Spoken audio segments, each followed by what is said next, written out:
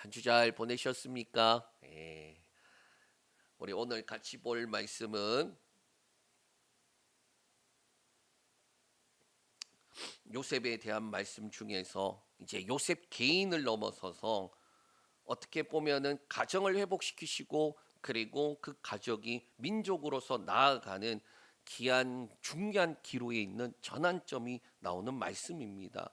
그래서 이제까지 요셉 중심으로 우리가 계속 살펴보다가 우리 지난주에 보면은 어떻게 합니까? 기억나게 하시는 거예요. 뭘 기억나게 하십니까?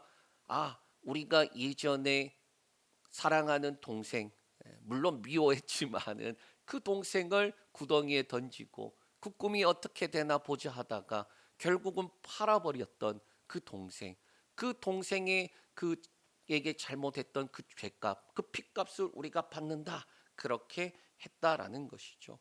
요셉에게 보면은 그때부터 두 구덩이가 생깁니다. 첫 번째 구덩이는 채색 옷이 벗겨져서 형들에 의해서 던져진 구덩이. 그런데 그 구덩이에 들어갈 때 성경은 이렇게 말하고 있습니다. 뭐냐? 그를 잡아 구덩이에 던지니 그 구덩이가 빈 것이라 그 속에 물이 없었더라.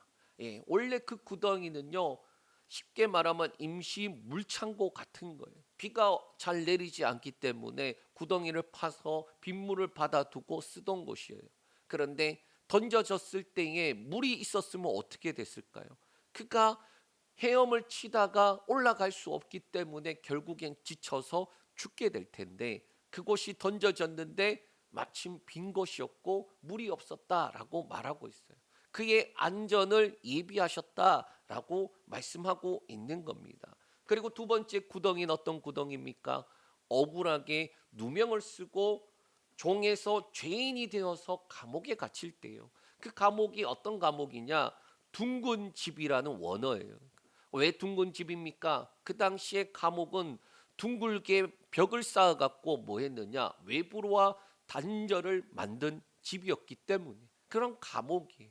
그러니까 앞에 있던 구덩이는 물구덩이라서 땅 밑에 있고, 그 다음에 두 번째 이 구덩이는 어떻게 됩니까? 감옥이라서 땅 위에 있는데 여전히 외부와 단절이. 그런데 그 구덩이에 들어갈 때 어땠습니까? 보디발의 아내의 유혹을 벗어나기 위해서 겉옷을 벗어 던졌어요. 그러면서 하나님 앞에서 죄악을 범하지 않기 위해 그렇게 겉옷을 벗어버리고 도망쳤는데 그 겉옷이 뭐가 됩니까? 증거가 돼버려요. 억울한 누명의 증거가 돼버려 감옥에 갇혔습니다. 그런데 그때도 성경이 이렇게 말씀하고 있습니다. 요셉이 옥에 갇혔으나 여호와께서 요셉과 함께 하시고 그에게 인자를 더하사 간수장에게 은혜를 받게 하셨다라고 말씀하고 있어요. 뭐냐? 이번에도 하나님의 예비하심이 있었다라고 말하는 겁니다. 그러니까 구덩이에 들어갔지만은 상황 환경과 여건은 이제 죽었구나라고 하지만 오히려 성경은 하나님께서 예비하셨다. 두 번째, 억울하게 들어간 그곳, 종도 억울한데 종에서 죄인으로 바뀌어 있는 그 순간에 들어갔지만 여전히 성경은 뭐라고 말합니까? 하나님께서 요셉과 함께 하셨다. 그리고 더 나아가 인자를 더하여 간수장에게 은혜를 받게 하셨다. 구덩이가 그러한 곳으로 바뀌었다라고 말씀하고 있어요. 결국 요셉은 모든 과정들을 거쳐서 총리가 되었습니다. 그러던 어느 날 풍년의 시간이 지나고 흉년이 왔을 때에 형들이 찾아와서 엎드렸어요. 그때 요셉은 속으로 그렇게 말했을 수도 있습니다. 하나님이 주신 그 꿈이 이루어지는구나. 왜? 곡식 때문에 지금 형들이 내 앞에서 엎드렸다라는 거예요. 그래서 바로 형들에게 내가 요셉입니다, 그렇게 이야기했나요? 아니에요. 형들을 어디로 몰아갑니까? 구덩이로 몰아가요. 형들을 야 너네 정탐꾼이다, 너네 이 나라를 엿보러 온 정탐꾼 아니냐, 그렇게 해서 뭐합니까? 몰아가요. 그러고 난 다음에 왜 그렇게 구덩이로 몰아가느냐? 하나님의 손에 맡기기 위해서다라는 거예요. 그때 형들의 입에서 무엇이 터져 나왔습니까? 42장 21절에서 22절 말씀 읽겠습니다. 그들이 서로 말하되 우리가 아우의 일로 말미암아 범죄하였도다. 그가 우리에게 애걸할 때에 그 마음의 괴로움을 보고도 듣지 아니하였으므로 이 괴로움이 우리에게 임하도다. 루벤이 그들에게 대답하여 이르되 내가 너희에게 그 아이에 대하여 죄를 짓지 말라고 하지 아니하였더냐. 그래도 너희가 듣지 아니하였느니라. 그러므로 그의 핏값을 치르게 되었도다 하니. 범죄하였다라고 말하고 있어요. 그리고 우리에게 주어져 있는 이 상황은 그의 핏값을 치르고 있는 것이다 라고 말하는 거예요. 죄를 기억하고 죄에 대한 뭐 하는 거예요? 뼈 아픈 후회를 하고 있는 겁니다. 그리고 이 죄의 기억과 후회가 있으면 어떻게 됩니까? 이제는 더 나아가서 변화로 나아가야죠. 요셉의 형들은 과거에 아버지의 사랑을 독차지하던 이 요셉을 어떻게 했습니까? 미워했어요. 그리고 요셉이 꿈 이야기를 할 때는 그 미움이 숨어 있던 것이 표출되면서 죽이자까지 나아갔고 결국에는 팔아버렸습니다. 그런데 이제 또 다른 동생 베냐민이 등장하는 거예요. 베냐민 역시 야곱이 특별히 아끼는 아들입니다. 그리고 형들은 이제 선택의 자리로 또 불려가는 거예요. 예전처럼 동생을 버리고 자기들만 살 것인가, 아니면 동생을 지키기 위해서 자신을 내어놓을 것인가. 오늘 말씀은 바로 그 변화의 과정을 보여주고 있습니다. 그리고 그 변화의 과정 첫 번째는 뭐냐? 하나님은 붙잡고 있는 것을 내려놓게 하시더라라는 거예요. 우리 43장 5절 6절 말씀 읽겠습니다. 아버지께서 만일 그를 보내지 아니하시면 우리가 내려가지 아니하리니 그 사람이 우리에게 말하기를 너희 아우가 너희와 함께 오지 아니하면 너희가 내 얼굴을 보지 못하리라 하였음이니이다.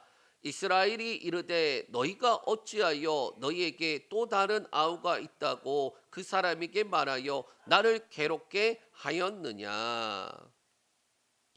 요셉의 배려로 시므온만 붙잡아 두고 나머지 형제들은 보내줘요.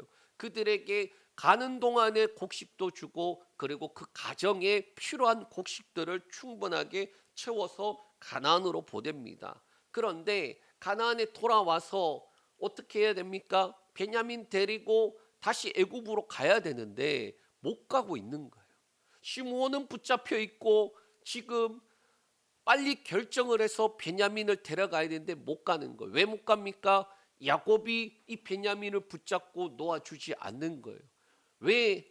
요셉은 벌써 나가서 죽어버려서 어떻게 됐는지 모르고, 그리고 이 남은 베냐민마저 같이 보내었다간 어떻게 될 것이기 때문이에요.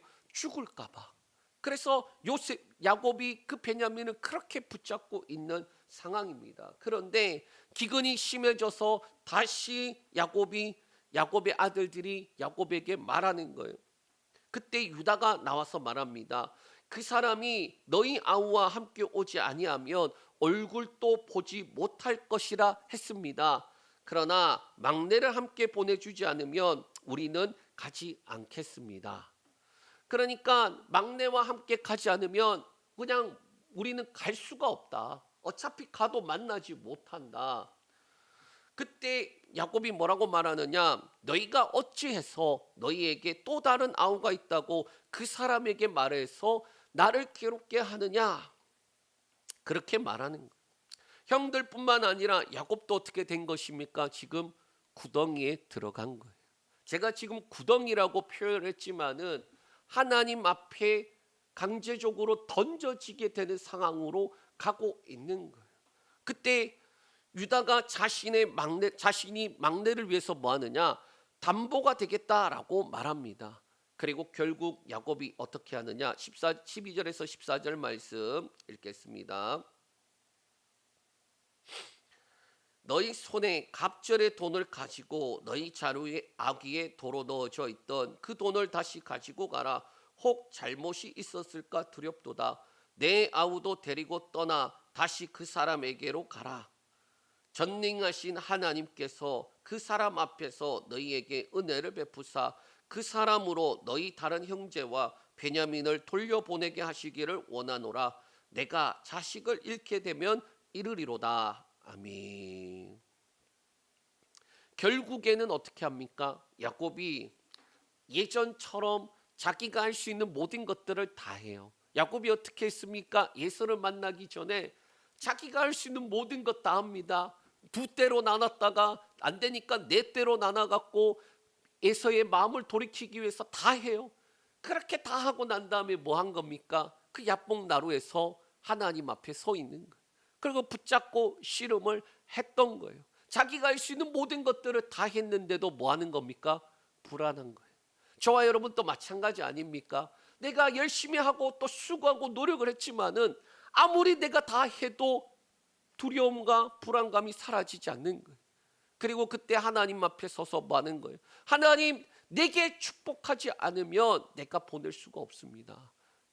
하나님께서 도와주시지 않으면 나는 살 수가 없습니다 라는 고백이에요. 저와 여러분들도 마찬가지 아닌가요? 하나님 앞에 절대적으로 기도할 때가 있습니다. 하나님이 도와주시지 않으면 내가 살 수 없습니다. 그때 하나님이 어떻게 하십니까? 우리의 것들 다 내어놓게 하셨지만 하나님이 함께 하시더라 라는 거예요. 야곱은 그 기억을 가지고 자신이 할 수 있는 또 모든 것들 다 합니다. 그러고 난 다음에 13절에 그래 베냐민 또 데리고 떠나가라. 그리고 난 다음에 14절에 뭐라고 말하느냐? 첫 번째, 전능하신 하나님을 불러요. 여기서 엘샤다이라고 말하는데 스스로 능력의 근원이 되시는 하나님이라고 말하고 있습니다. 우리 35장 11절 말씀, 이 전능하신 하나님이 어디에서 나타났느냐? 읽겠습니다. 하나님이 그에게 이르시되 나는 전능한 하나님이라 생육하고 번성하라. 한 백성과 백성들의 총회가 네게서 나오고 왕들이 네 허리에서 나오리라. 아멘. 에서의 문제도 해결이 되었습니다. 가나안에 들어왔어요. 그리고 세겜에서 생긴 문제 때문에 다시금 어떻게 됩니까? 야곱이 베델로 올라가자라고 말하는 거예요. 모든 것들 다 버려버리고 하나님 앞에 내가 예배하겠다라고 죽어도 예배하겠다라는 마음으로 올라갈 때에 하나님이 그에게 나타나서 약속을 확인시켜 주시는 겁니다. 그 하나님께서 뭐라고 말합니까? 야곱에게 나는 전능한 하나님이다 라고 말씀하시는 거예요. 하나님이 약속의 보증이 되시겠다라고 선언을 하시는 겁니다. 하나님께서 야곱에게 한 모든 약속들, 그 약속들을 온전히 행할 수 있는 분이시고 그 일을 이루시겠다라고 말할 때 쓰신 게 뭐다? 전능한 하나님이다 라는 거예요. 그래서 야곱이 하나님을 부릅니다. 그때 나에게 하나님 약속의 보증으로서 말씀하신 그 전능한 하나님, 능히 행할 수 있을 뿐만 아니라 끝내 이루시고야 마시는 그 하나님, 그 하나님을 부르는 거예요. 둘째로 무엇입니까? 은혜 베푸시기를 구합니다. 14절에 그 사람 앞에서 너희에게 은혜를 베푸사 아들 둘 온전히 돌려보내 주시기를 원하노라 그렇게 말하는 거예요. 여기서 은혜라는 말은 라하맘인데 이게 원래는 무슨 뜻이냐? 자궁이란 뜻이에요. 자궁. 생명의 근원이자 보호의 자리, 그 자리에서 하나님께서 근원적인 사랑과 긍휼을 베풀어 주셔서 뭐 하는 거예요? 아이들을 지켜주시기를 요청하는 거예요. 그리고 셋째로는 뭐라고 말하느냐? 하나님을 향하여 신뢰와 결단을 합니다. 14절 후반에 이렇게 말합니다. 내가 자식을 잃게 되면 이르리로다. 우리말에는 조금 명확하게 나타나지 않는 게 있는데 원어로 번역하면 이렇게 돼요. 내가 내 자식을 잃게 되면 내가 이르리로다 라는 말이에요. 내가라고 말하고 있는 게 3번이 들어가는 거예요. 야곱은 자신이 내가라고 말하면서 지금 뭐 하는 거예요? 비장한 각오와 함께 모든 결과를 하나님 손에 온전히 맡깁니다 라며 절대적인 신뢰와 함께 결단을 하는 거예요. 그 전까지 야곱은 어떻게 했습니까? 요셉을 잃어버렸고 20년이 훌쩍 지나 30년이 다 되어 가는데도 여전히 그 슬픔에서 벗어나지 못하고 있었어요. 가족 안에서는 뭐만 남아 있습니까? 상처로만 남아 있는 상황이었습니다. 그리고 어쩔 수 없는 구덩이인 베냐민 데려가야지 양식 준답니다. 베냐민 데려가야지 총리 만나서 우리가 살 수 있습니다. 그런데 그 이야기를 들을 때에 뭐 하는 거예요? 구덩이 속으로 들어가지만은 결국에는 전능한 하나님, 그 전능하신 하나님 앞에 은혜를 구하면서 하나님 앞에 온전히 맡기는 결단으로 나아가더라라는 거예요. 제가 그렇게 많은 인생을 산 건 아니지만은 개척하면서 인생이 한 10년 더 늙은 것 같아요. 예. 뭐냐? 이 하나님의 말씀 중에 보면 고난이 유익이라고 하는데 고난이 유익이 무슨 그런 생각을 많이 했지만은 어제도 그랬던 것 같아요. 자려고 하는데 어떤 목사님이 뭐라고 말하느냐? 하나님이 자신한테는 가난을 주셨습니다라고 말하더라고요. 그러면서 뭐라고 말하느냐? 그 가난을 주셨기 때문에 내가 하나님을 절대적으로 의지할 수 있었고, 그 다음에 내가 가난하니까 뭐 했던 거예요? 가난한 사람을 돌아보고 그냥 지나치지 않을 수 있었고, 그래서 그 가난이 내게 유익입니다라고 하는데 그 목사님이 작은 교회 목사님이 아니에요. 엄청 유명하신 분이더라고요. 근데 제가 그 짧은 영상을 보면서 눈물이 났어요. 왜 이해를 하니까. 그 목사님이 그렇게 고백할 때까지 온 과정이 느껴지는 거예요. 하나님 왜 우리에게 주어져 있는 삶이 왜 자꾸 구덩이에만 들어가는 것처럼 들어갔는데 어떻게 됩니까? 앞이 안 보이잖아요. 이거 내가 어떻게 될지 모르잖아요. 내가 살 수 있을까도 담보할 수 없는 상황에 들어가잖아요. 그런데 뭐합니까?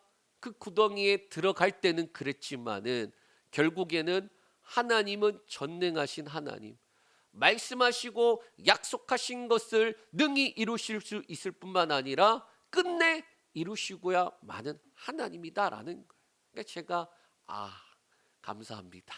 감사합니다. 그런 마음이 들었어요. 내가 붙잡고 있는 것은 무엇일까?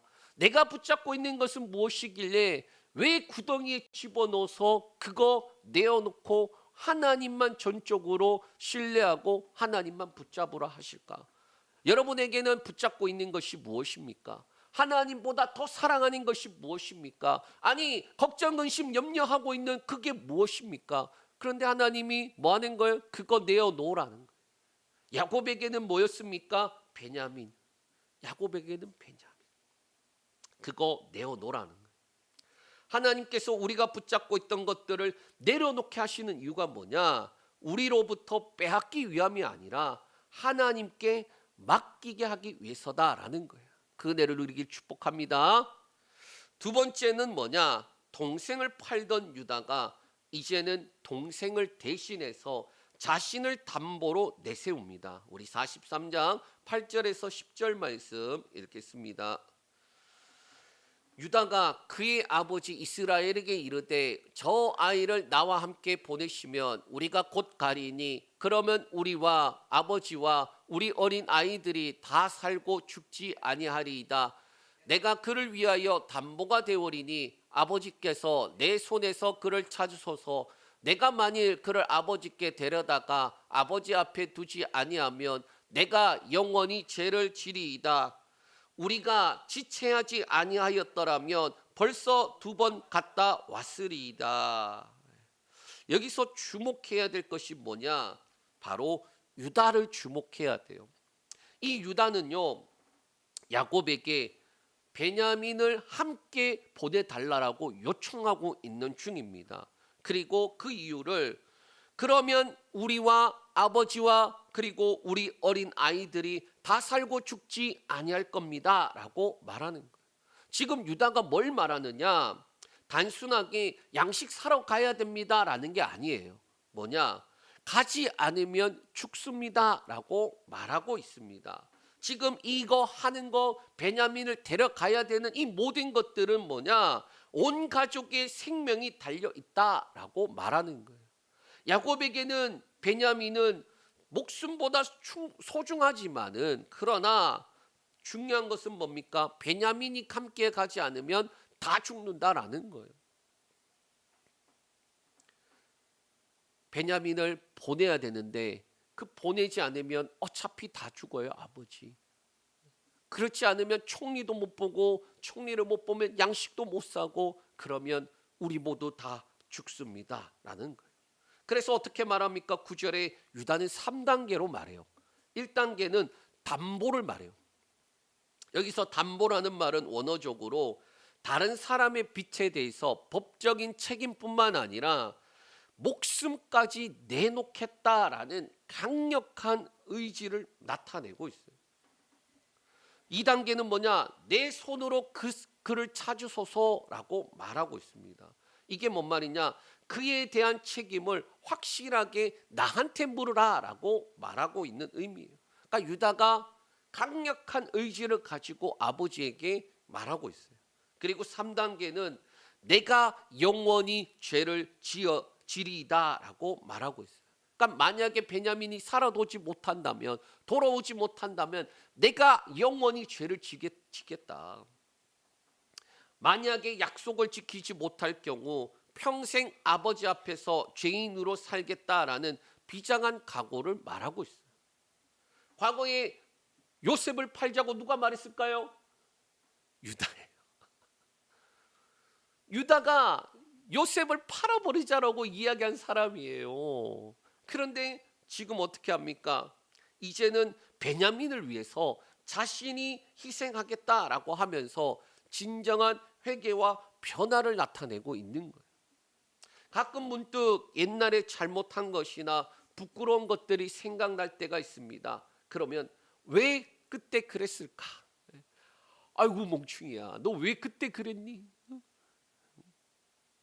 또는 그래 그땐 그랬지, 그럴 때가 있어요. 그런데 우리는 그렇게 생각하고 넘어갈 게 아니라 한번 이렇게 생각해 봐야 됩니다. 혹시 하나님께서 내가 잊어버린 죄를 생각나게 하시는 것은 아닐까? 내가 잊어버린 죄, 그리고 덮어버린 죄, 그리고 애써 치워버렸던 죄를 하나님은 해결하시기 위해서 기억나게 하시는 것은 아닐까? 그 생각을 해야 돼요. 그리고 하나씩 뭐합니까? 하나님 앞에, 하나님 잘못했습니다. 제가 그때는 철이 없어서, 그때는 예수를 잘 몰라서 하나님 그러한 죄를 지었습니다. 용서해 주세요. 자복과 토설이라 그러거든요. 하나님 앞에 나아가야 돼요. 하나님께서 지금 뭐 하시는 겁니까? 유다를 다스리고 계시는 거예요. 동생을 팔던 유다가 동생을 위해 담보가 되겠다라고 그렇게 유다를 바꾸어 가시는 거예요. 그리고 이 변화는 어디로 갑니까? 더 깊숙하게 가서 직면의 자리로 나아가는 거예요. 그러니까 결단을 하고 그 결단이 어떻게 보면은 믿음이라고 시작한다면은 그 믿음의 시작이 완성이 되는 자리까지 나아가게 하신다라는 거예요. 세 번째로 하나님은 은잔 사건을 통하여서 변화의 진심을 드러내시더라. 그 자리가 바로 은잔 사건이에요. 우리 말씀 43장 16절에서 18절 말씀 읽겠습니다. 요셉은 베냐민이 그들과 함께 있음을 보고 자기의 청지기에게 이르되 이 사람들을 집으로 인도해 드리고 짐승을 잡고 준비하라. 이 사람들이 정오에 나와 함께 먹을 것이니라. 청지기가 요셉의 명대로 하여 그 사람들을 요셉의 집으로 인도하니 그 사람들이 요셉의 집으로 인도되매 두려워하여 이르되 전번에 우리 자루에 들어있던 돈의 일로 우리가 끌려 들어가는도다. 이는 우리를 억류하고 달려들어 우리를 잡아 노예로 삼고 우리의 나귀를 빼앗으려 함이로다 하고. 자, 드디어 베냐민이 지금 형제들과 함께 어디에 섰습니까? 요셉 앞에 섰어요. 그리고 요셉은 이 베냐민이 함께 온 것을 보고 자신의 집으로 초대합니다. 그런데 이 집으로, 요셉의 집으로 가는데 형제들이 어떠한가요? 두려워해요. 그 이유에 대해서 이렇게 말합니다. 전번에 자루에 있었던 돈 때문에 지금 우리가 끌려가는 거 아니야? 또는 혹시 우리를 억류하고 노예를 삼고 우리의 것들을 빼앗으려고 하는 거 아니야? 그렇게 생각을 하는 거예요. 그러니까 요셉은 자신의 형제들이니까 자기 집으로 초대한다는 것이 엄청난 거잖아요. 예? 총리 집에 초대돼 갖고 지금 식사를 한다니까요. 그런데 지금 끌려가는데 한쪽은 환대를 하기 위해서 데려가는데 다른 한쪽은 오해를 하는 거예요. 혹시 우리 죽이려고 하는 거 아니야? 혹시 우리를 어떻게 하려고 하는 거 아니야? 왜 이런 오해를 하고 두려워할까요? 왜 이런 망상 같은 행동을 할까요? 표면적으로는 이전에 곡식을 가져갈 때에 돈을 지불을 했는데 가져와서 자루를 푸니까 돈이 그대로 있거든요. 혹시 그것 때문에 아니야? 그렇게 생각합니다. 그런데 내면적으로는 뭐냐? 과거 요셉을 팔았던 그 죄책감이 복합적으로 나타나는 거예요. 죄를 지었는데 그 죄가 해결되지 않으니까 뭐 하는 거예요? 복합적으로 나타나고 있는 장면이에요. 저와 여러분도 마찬가지예요. 왜 병원에 가면은 아픈데 수술을 해야 되고, 왜 병원에 가면 아픈데 주사를 맞아야 되고, 더 나아가 그래서 치료를 받아야 될까요? 냅두면은 더 아파요. 냅두면 더 아파요. 치료를 안 하면은 낫는 게 아니라 더 아파요. 치과를 가야 되는데 치과가 제일 무서워요. 기도를 제일 많이 하게 되고 믿음이 한 단계 더 생겨서 오는 곳이 어디냐? 치과입니다. 자, 하나님께서 왜 그러면 기억나게 하고 그것을 생각나게 해서 굳이 직면시켜서 우리로 하여금 그 모든 죄악들을 예수 그리스도 앞에 내어놓게 할까요? 치료되어져야 할 것이기 때문에, 냅두면 썩어지기 때문에 하나님께서 고치려고 하시는 것이지 정죄나 그리고 책망이나 그리고 심판하기 위해서가 아니다라는 거예요. 자, 그 복합적인 그 장면 속에 형들이 끌려가는데 요셉의 집에서 식사를 합니다. 그런데 이상한 일이 있는 거예요. 우리 33절에서 34절 말씀 읽겠습니다. 그들이 요셉 앞에 앉되 그들의 나이에 따라 앉히게 되니 그들이 서로 이상히 여겼더라. 요셉이 자기 음식을 그들에게 주되 베냐민에게는 다른 사람보다 5배나 주매 그들이 마시며 요셉과 함께 즐거워하였더라. 이상한 일이 하나 있는 거예요. 뭔 말이냐? 첫째는 나이 순서대로 앉히더라라는 거예요. 그러니까 형제들이 지금 10명이잖아요. 10명. 시몬부터 르우벤부터 시작해서 쭉 해서 10명. 요셉 11, 그다음에 베냐민 12이잖아요. 그러니까 10명인데 어떻게 희한하게 나이 순서대로 그렇게 앉혔을까라는 거예요. 그래서 33절에 그들이 서로 이상히 여겼더라라고 말하고 있는데 원어에는 이렇게 됩니다. 소스라치게 놀라더라라는, 그러니까 소름. 눈앞에 있는 애굽 총리가 자신들의 모든 신상을 알고 있는 거예요. 그러니까 어떻게 보면은 이걸 잘 생각해 보면 그런 겁니다. 나는 숨겼다고 생각했는데 하나님 앞에 서면은 모든 죄악들이 다 드러나요. 예? 그러니까 숨겼는데 드러나. 그러니까 그것을 어떻게 알고 그랬을까? 소스라치게 놀라는 거. 그런 것과 똑같은 모습이에요. 둘째는 뭐냐? 베냐민에게 다른 사람보다 5배나 더 주더라라는 거예요. 요셉이 베냐민에게 5배나 더 많이 주는 그 목적이 있습니다. 첫째는 뭐예요? 라헬, 같은 어머니의 동생이기 때문에 특별한 마음이 있어서 더 줬을 수도 있고, 둘째는 뭐냐, 과거 채색옷 사건처럼 베냐민을 편애하는 그 모습을 보였을 때에 형들이 여전히 시기심을 품고 있는지 아닌지 시험하기 위해서다라는 거예요. 어떻게 보면 지금 뭐 하는 거예요? 마지막 구덩이에 집어넣는 거예요.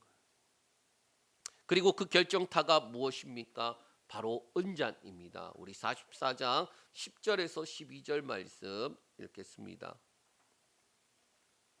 그가 이르되 그러면 너희 말과 같이 하리라. 그것이 누구에게서든지 발견되면 그는 내게 종이 될 것이요 너희는 죄가 없으리라.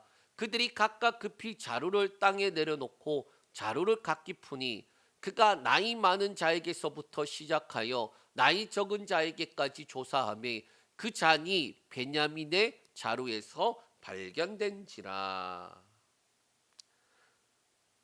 요셉과 식사 잘하고 양식 잘 얻어서 갔는데 그런데 은잔이 없어졌다라는 거예요. 뭐라고 말하느냐? 요셉이 그걸 시켰거든요. 미리 은잔을 베냐민에게 넣어놔라. 그리고 그들이 이제 즐거운 마음으로 다시 돌아가는데 갑자기 멀리서 청지기가 와서 우리 주인이 얼마나 대단한 분인데 그거 점치는 은잔 누가 훔쳐갔냐? 그리고 다시 잡아들여요. 그러고 난 다음에 억울합니다. 저희는 그렇지 않습니다. 만약 그런 자가 있으면 죽어야 되고 다 우리가 종이 되겠습니다라고 하니까 지금 요셉이 그렇게 말하는 거예요. 그래, 너네 말대로 그거 발견되는 사람은 내 종이 되고 그 대신 너희는 살려줄게. 그렇게까지 한 거예요. 자, 그런데 어떻게 됩니까? 어디에서 나오느냐? 베냐민의 자루에서 나오더라. 그때 유다가 이렇게 말합니다.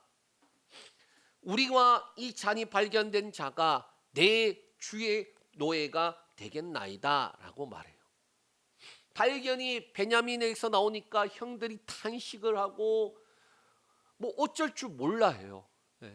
그러고 난 다음에 요셉이 그러면 내가 너희한테 호의를 베풀어서 얘는 내가 데리고 있고 너희는 가 살려줄게 할 때에 유다가 아니라고 우리 모두가 종이 되겠습니다. 그렇게 말하는 거예요.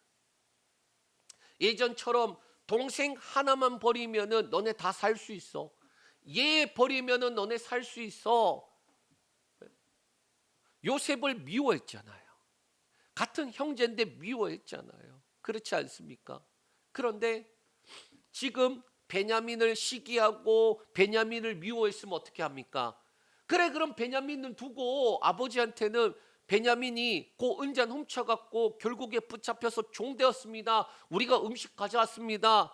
옛날 같으면 그럴 텐데 지금은 다르더라. 우리 30절에서 31절 말씀 읽겠습니다.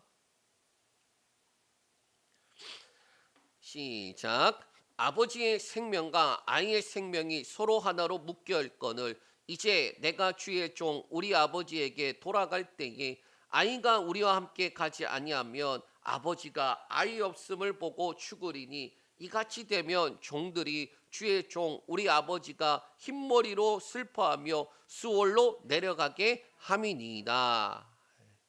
지금 유다가 말하는 거예요. 먼저 유다가 뭐라고 말하느냐?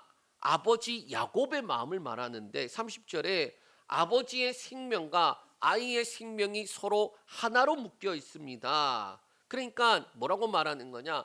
얘는요 단순한 막내가 아니에요 라는 거예요.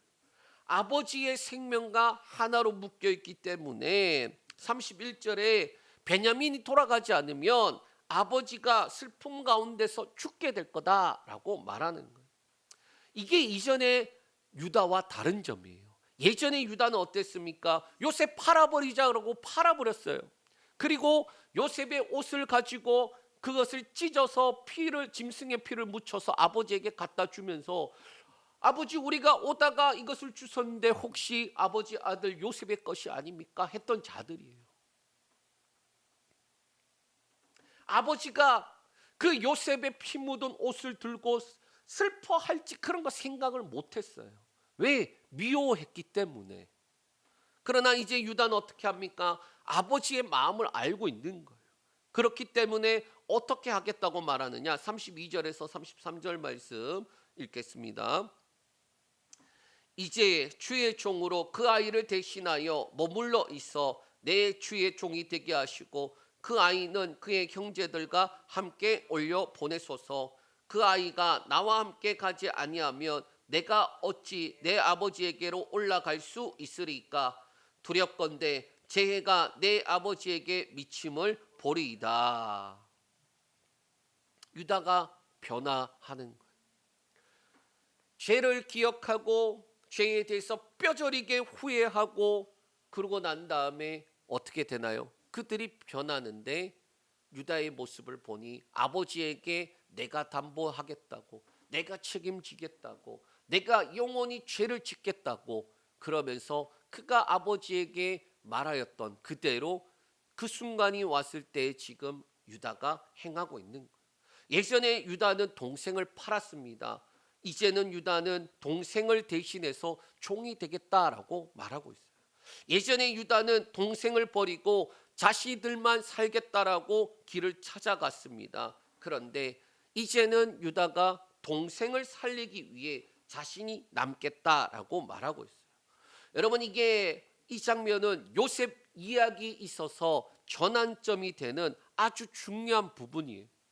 요셉의 꿈은 단지 형제들이 자기에게 엎드려 절했습니다, 그것으로 인하여서 이루어진 것이 아니에요. 그걸로 끝나는 것이 아니에요. 요셉의 꿈은 뭐냐? 깨어진 형제들이 회복되고 야곱의 집이 살아나고 하나님의 언약의 가문이 다시금 하나님 앞에 이루어져 가는 과정으로 들어가게 되는 거예요. 아브라함에게 하나님께서 약속하셨습니다. 하나님께서 왜 그 약속을 하셨는지 저는 말씀을 볼 때마다 이해가 안 됐거든요. 하나님 앞에 하나님 말씀하신 대로 재물들 다 쪼개놓고 기다리고 있는데 기다리다가 어두워지니까 쫄았다가 무서워하는데 그때 하나님의 불이 지나가요. 예. 그러고 난 다음에 그 다음에 뭐라고 말하느냐? 야 아브라함아, 너의 자손들이 애굽에서 종되었다가 3, 4대 만에 다시 이곳으로 올 거야 라고 말해요. 그러니까 사람들이, 어떤 목사님들은 뭐라고 했냐, 옛날에는 아브라함이 쫄면 안 되는데 쫄아갖고, 왜 그게 저주처럼 보이거든요. 왜 너의 자손들이 번성하겠다라는 것은 복으로 보이는데 너의 자손들이 애굽 땅에서 뭐 하는 거예요? 객이 되고 종이 되었다가 3, 4대 만에 다시 나오게 된다라고 말하는 것은 저주처럼 보인단 말이에요. 그런데 말씀을 우리가 쭉 보다 보면은 왜 가나안 땅에서 나와야 되는지 이유가 있어요. 첫 번째는 이스라엘 백성으로 만들어지기 위해서요. 민족으로 만들어지기 위해서요. 그 민족으로 만들어져야 되고, 두 번째는 뭐냐? 가나안 땅이 죄악을 저지르는데 그 땅에 그 죄악이 가득 차지 않았다라고 되어 있어요.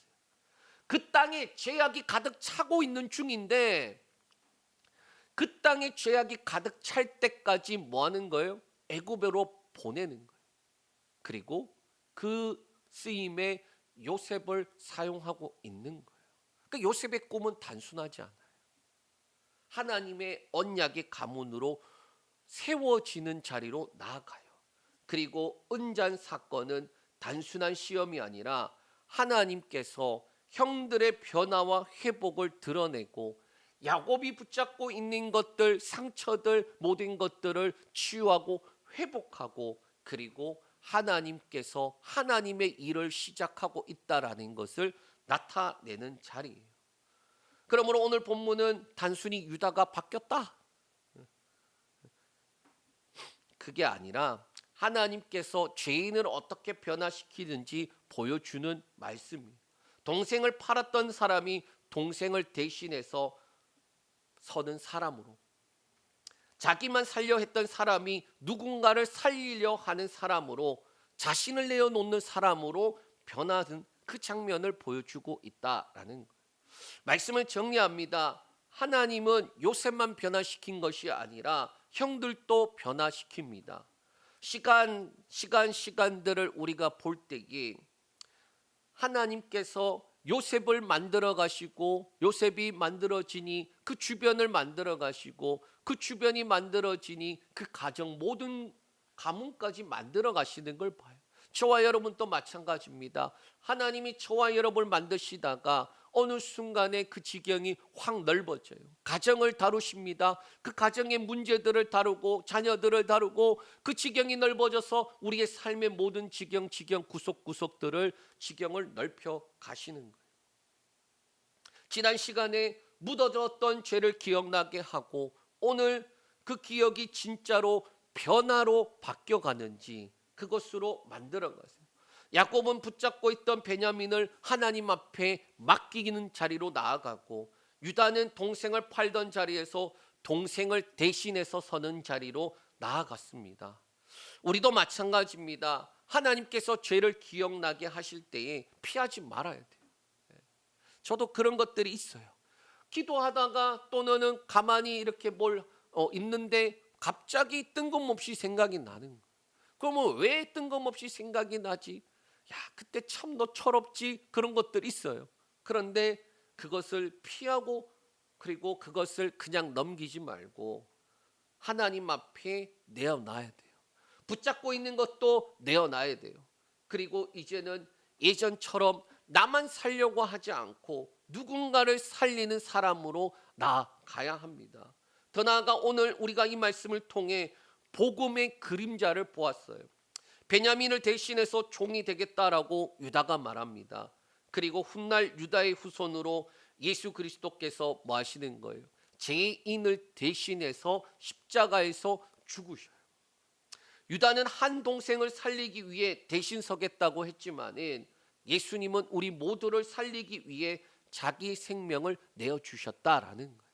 저와 여러분이 그 은혜를 받고 살아가고 있습니다. 이 은혜를 누리는 저와 여러분들 되시길 축복합니다.